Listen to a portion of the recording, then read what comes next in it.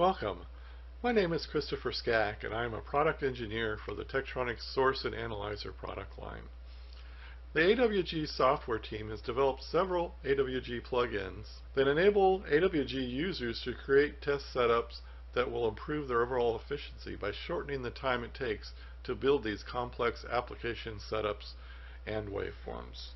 As you can see in this slide, we are actively supporting several specific application areas where AWGs are heavily used, such as high-speed serial and communications, advanced research, radar and electronic warfare, and optical and networks. So we have specific plugins that enable each of these applications, and today we'll mostly be talking about the high-speed serial and capabilities. And this includes the capability of running on Source Express, a high-speed serial actual plug-in. Also, we'll be talking a little bit about pre-compensation, S-parameter plug-in, and spread spectrum clocking capability. And then in some cases, some customers are also using our RF generic plug-in, but I won't be describing that as much today. The plug-in architecture enables us to build these plugins more rapidly than creating separate applications, and allows the plugin to be installed right into the AWG or in Source Express, as you see here. We are actively working on new plugins for specific applications, most often requested from our customers. As I mentioned, today I will be talking about high-speed serial waveform generation plugin that's specifically for our AWG70000 series AWG. This plugin is an update from our previous software called Serial Express. It has all the same features as Serial Express, but we built it into this architecture such that it's built right into the AWG itself or through Source Express, thus not requiring that you run a separate application. Serial Express has been a very popular tool for creating specific serial data waveforms and setups that enable serial data designers and engineers to do complex receiver testing on their high-speed serial products. This plugin takes all the features of Serial Express and packages it into an easy-to-use plugin that can run directly on the AWG or remotely using our Source Express PC software. This architecture removes the need to run separate application on your AWG or PC, thus improving compilation speed and ease of use. We have also streamlined the waveform generation process, so building complex compliance and margin test waveforms is an easy task and doesn't require the user to have intimate knowledge of the AWG hardware and how it works. These plugins are available from Tek.com as a free download and can be licensed to run as a trial for up to 30 days or purchased with several licensing selections. So let's get started with the demo.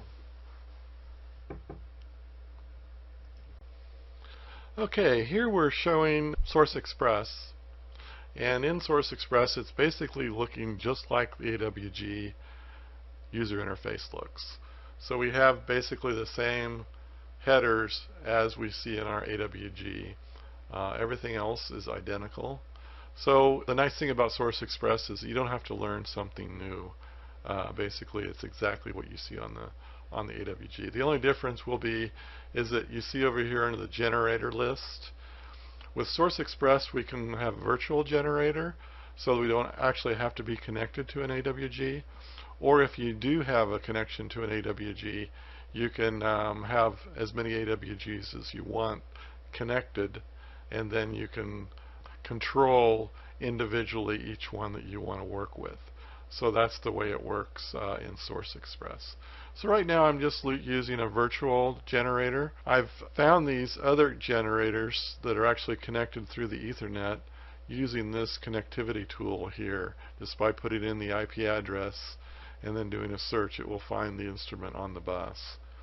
To create a virtual instrument, you would go under connectivity and you would create a virtual AWG, and this allows you to create an AWG with all the options that either you have or you don't have, so that you can simulate the AWG that you have in your lab. So as you see here, I'm under the Waveform plugin tab, and under this plugin tab is where we'll be introducing generation tools. And so right now I've got the basic waveform generation tool being shown. What I want to do is go ahead and select high-speed serial. As you can see here, these are the 4 tools that are available, or plugins that are available for waveform creation. And so we'll talk about high-speed serial to begin with today. So the high-speed serial plugin, our new method of doing serial express. So this plugin allows you to create specific types of signals that are used in serial data applications such as USB 3.0. We support SATA, some HDMI signals. Other new types of high-speed serial are also available, such as PAM4 generation. So in this case, many customers want to create jitter profiles that enable them to test their receiver in the worst case conditions.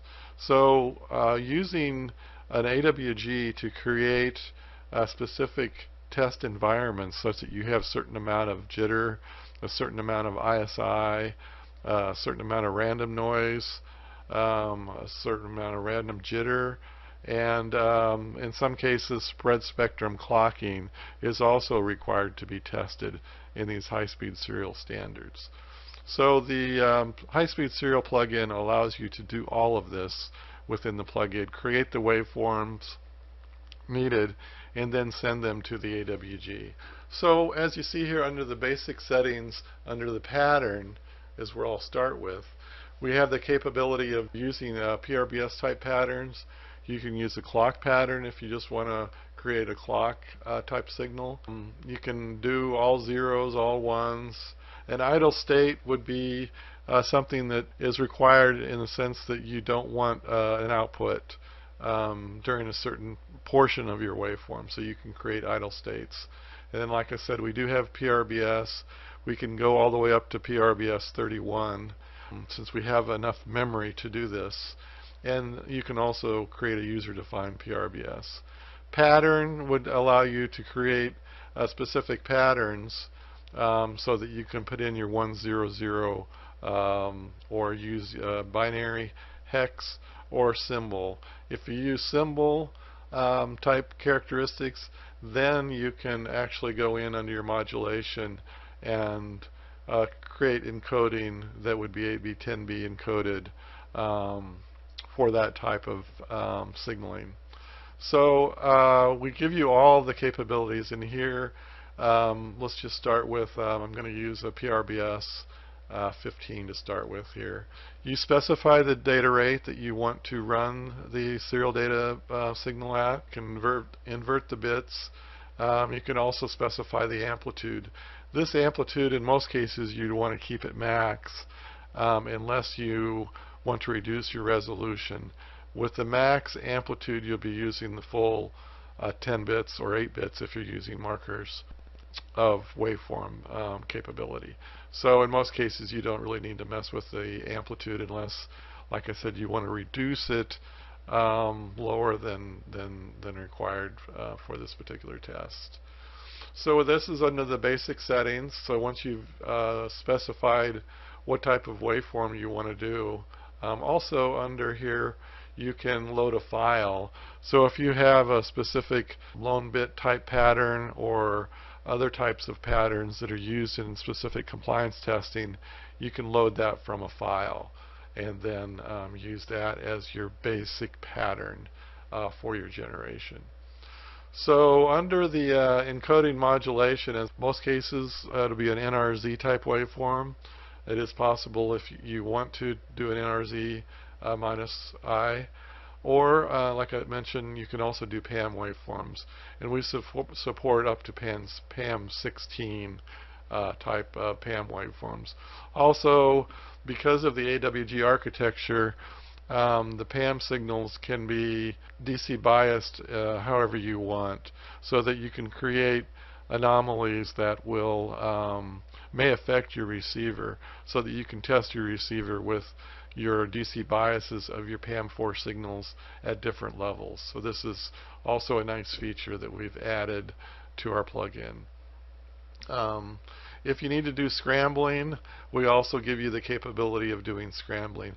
As you notice also, each time you turn on one of these features as part of the waveform creation, you'll notice that an LED comes up and shows you that that feature is on, so that when you're in any of the settings, you can see that, oh, I've got scrambling on. I may not want scrambling on, so at least it gives you an indication that that mode is enabled.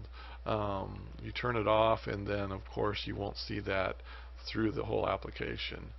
We also give you the capability of changing your step response. In some cases, some of the compliance standards require that you specify exactly what the step response to your rise time is going to be, either in 2080 condition or a 1090. So this gives you the capability of either doing it a first order type of shift or a linear shift. So first order would be more of a step condition, where the linear would be point to point for the samples. We also allow you to create duty cycle distortion as part of your waveform, and we let you specify that either in UI, or if you right click, you can change that to seconds. So this gives you the capability of, depending on how you want, and basically all of the inputs you can put in either UI or in time. We also give the capability of using the markers. For each channel, you have up to 2 markers on our AWG70000 series. So you can specify that maybe you want to use the marker as a trigger for a sampling scope or some other instrument. So you can specify that it's going to use the base pattern that you created as your marker, 1s and 0s.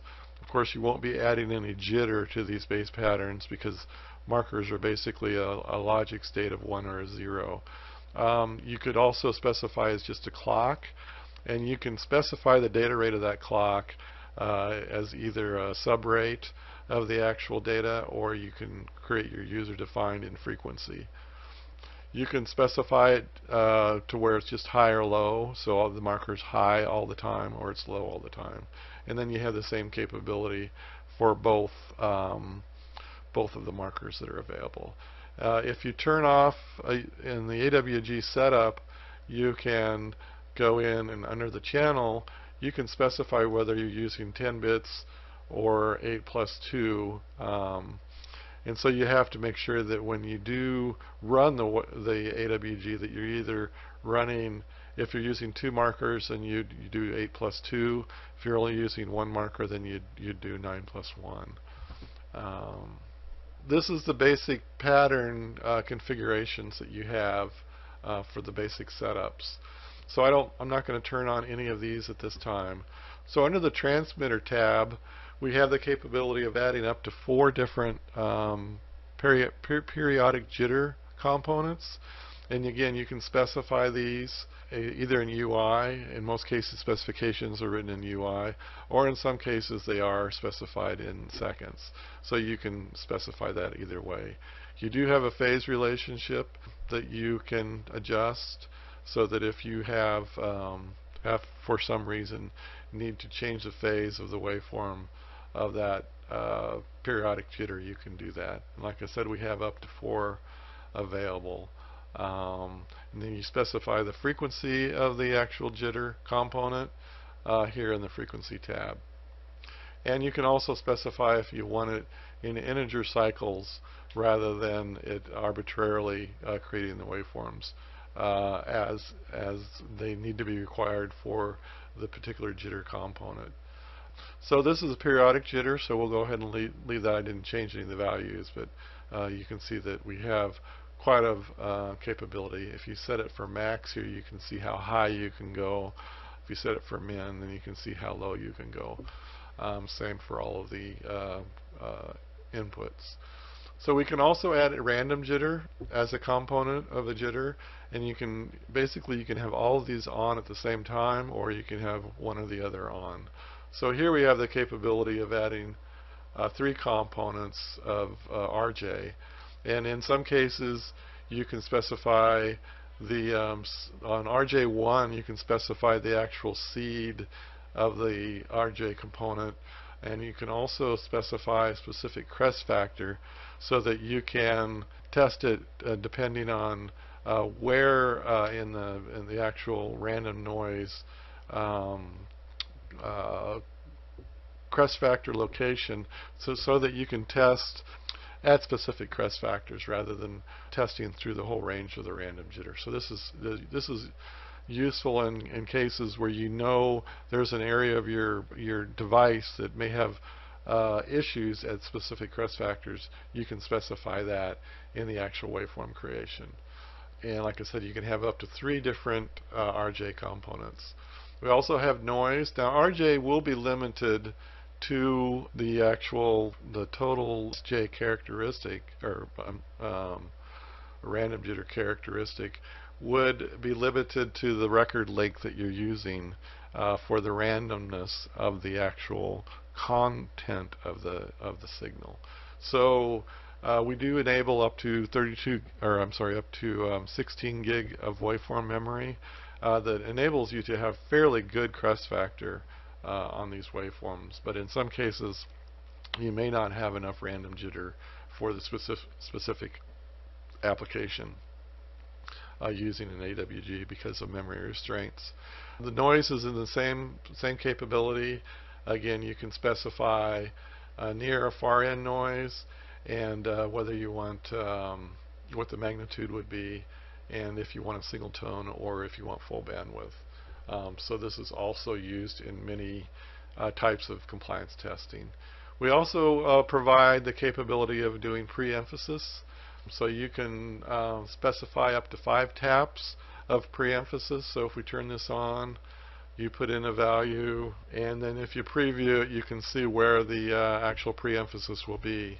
And again, you can go up to 5 taps of this capability. You can also use, if you use a fractional component or the linear component, to be able to create the pre-emphasis specifically as you want. Now, if you also want to do pre-shoot with pre-emphasis, then you're limited to only 1 tap of the pre-emphasis and 1 tap of the pre-shoot. So this works a little bit differently than pre-emphasis. But anyway, this gives you the full capability of creating pre-emphasized signals. Anyway, you can go in and add the pre-emphasis that you want. Okay, and then we also have the capability, I'll go ahead and turn this off, the capability of doing spread spectrum clocking. This is also required in many serial standards, so that you can use a triangular type or a sine type of shape, and you can do it up or down or unequal. Then you specify the deviation, and the specific error option gives you you can change the DFDT component of this or the location. So this gives you a complete flexibility of the spread spectrum clocking feature. So go ahead and turn that off, and I'm going to just leave this. So under channel, this is a very complicated section. This allows you to use intersymbol interference, or ISI, and you can specify the ISI as a specific value. So in some cases you have a cable that's being used and it has a specific ISI. You can just dial in that ISI rather than having to add a cable to your network of your connections between your AWG and your device under test. So this removes some of the requirements of having extra hardware as part of your testing. Now in many cases, instead of using ISI, customers would want to use S parameters instead. So S parameters would be a file that would be taken using a network analyzer or a file provided by a component company. So this is very useful in many cases where you have other components that you're going through from your AWG to your actual device under test, or in specific compliance standards there is a specific S parameter that is required to be used for that particular application. So you can specify the particular S parameter. And we support up to 12 ports. In this case, this 12 port allows you to select your aggressor signals of what type of aggressors you want, or you can specify your victim signal. So this allows you to give you a complete capability of doing these S12P type files. In most cases, most people would use a S2P type as a differential capability. So here we can provide an S parameter file that's an S2P, and also we have the capability of cascading S parameter files. So if you have more than one component in your cabling network, you can put in all this S parameters of the components that are being used, so that then you can create the waveform to enable you to correct for all of these losses. So this is a very handy feature when you have more than one S parameter. And again, you have the capability of specifying each of these have to be of the same type. Now we also have the capability of de-embedding, so that you can de-embed the signal so that then you could send it to a scope, or to look at what the waveform actually is going to be looking like if you need to emphasize or compensate for it on the other end. So you could create your filter network to resemble what the de-embedding signal looks like. This is also a very, very useful feature. The other nice capability is for margin testing. So here's a batch mode. It allows you to specify the specific range, high-low, the increment, the start and end increment or amplitude. So it gives you all of the capabilities of building a very complex set of waveforms that then can be used as a margin test for your device under test. And then under the compile menu, we have the capability of, you can specify your corrections as part of the compilation. So when you create the waveform, it will actually add the corrections to that. This would be using the pre-compensation utility that we have available to compensate for losses from the AWG output to your device under test. The other thing you can do is, if you have a sequence, I don't have a sequence up right now, but if you had a sequence, you could have it automatically add to the end of the sequence the new waveforms that are being created with your batch compile or with your single compile. So this gives you quite a bit of capability. You can also specify how many times you want this pattern to repeat. In most instances, you would do an auto repeat count. This will guarantee that you have correct wrapping of your waveforms for the particular signal that you're creating, and that you're not changing the frequency content by too much.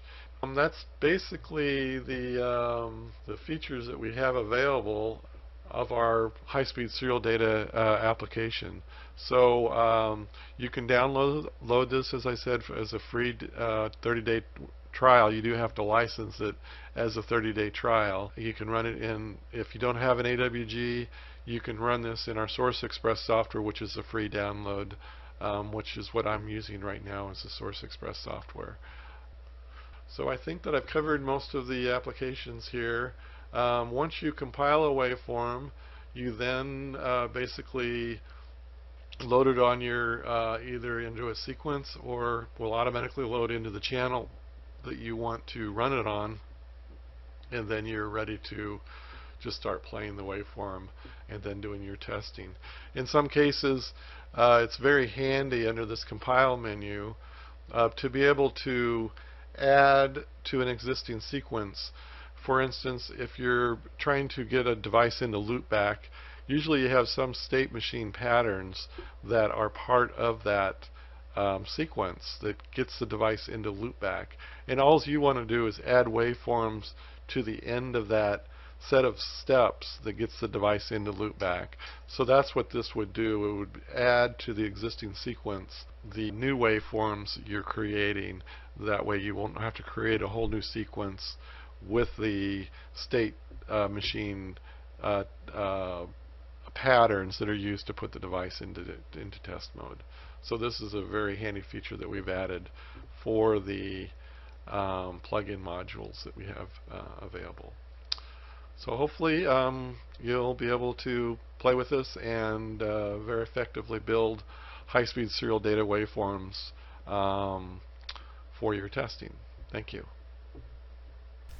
Find out more at Vicom's website.